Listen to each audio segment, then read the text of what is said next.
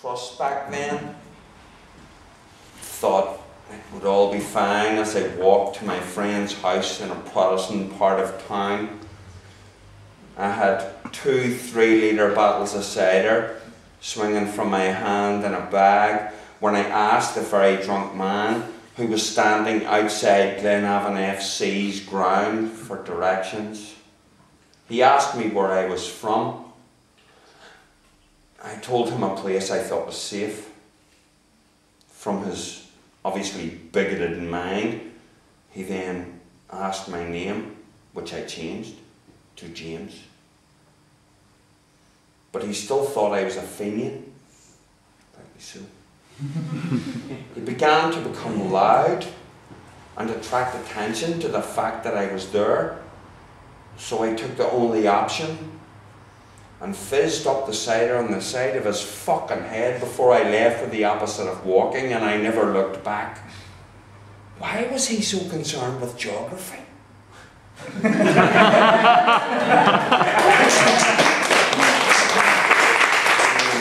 In for Elaine, my sister. My sister came over with excitement in her sounds. "They're putting my windows in," she said. I paused a moment and wondered who she had upset, or what grievance enough to do such a thing as this. Then I remembered about the housing executive they were fitting double glazing. a fact which I had been informed of weeks earlier, but I had forgot. And I'd been thinking about the worst case scenario, gangs of men surrounding my sister's house across the street with all manner of riot materials. Then I started thinking about our culture, where saying getting your windows put in means a whole nother thing than simply getting your fucking windows put in.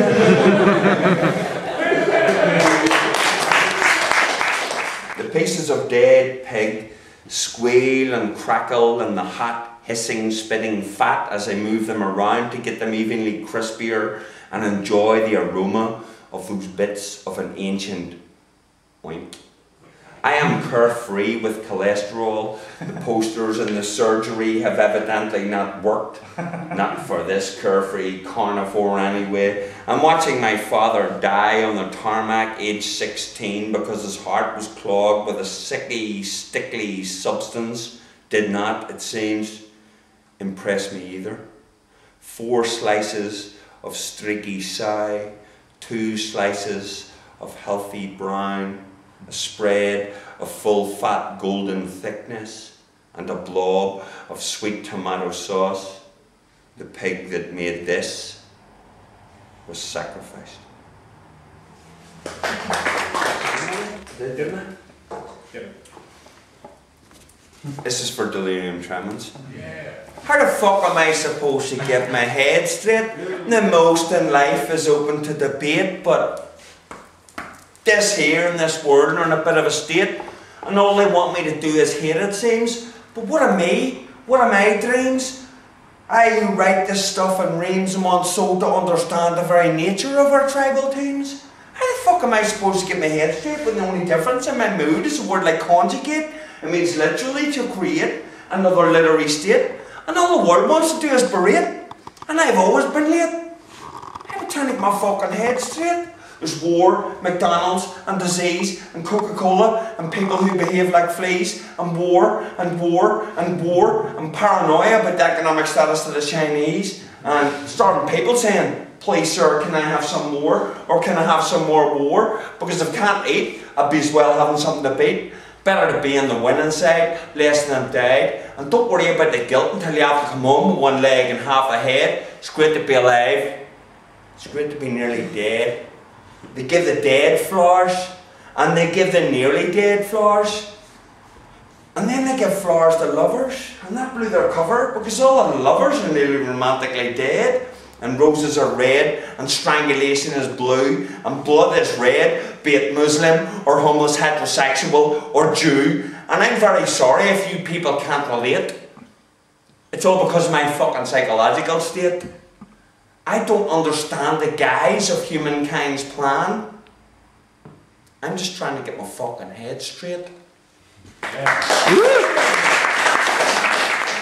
How long have we got? 25 past. 4 seconds. There you go. That was a good 4 seconds. It said a lot. 2 minutes. Okay.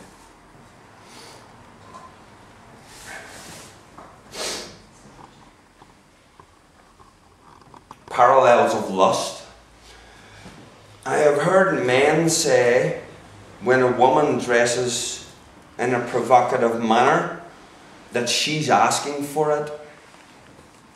It implies that if she were raped, she would be at least partly responsible. Under Islamic law, women are ordered to cover most of their skin so as not to cause men to have lust. Think about it. Think about it. Are Muslims and Christians fundamentally different? It's like society is geared to expect men to behave in a certain way, and women are treated more like commodities. Even the commandments refer to the coveting of a neighbour's wife, but there is no reference to jealousy over males. It's like we live in two different worlds at once.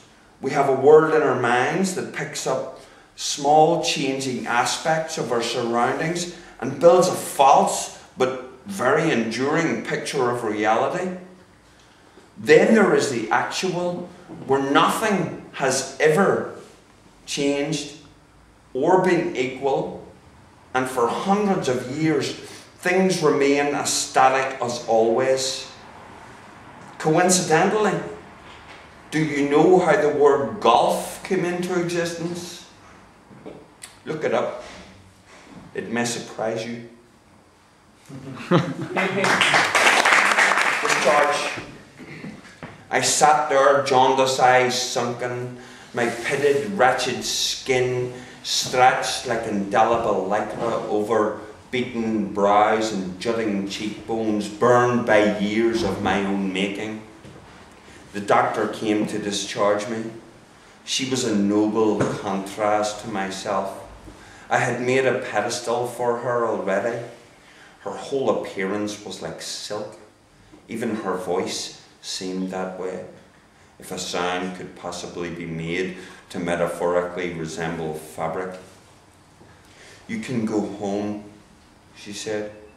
Your liver has gotten much better.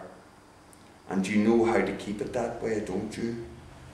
Then she smiled, partly elegantly, partly pitiful, partly dutiful.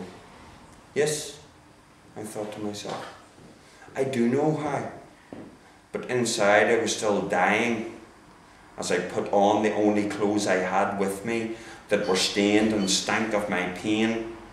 I took my light carrier bag and walked out into the seemingly immaculate world where it was raining, like my inner mood. I knew which residence I would go to, but I had got used to alternating mental states, so what would happen later was as unsure to me as tomorrow's weather.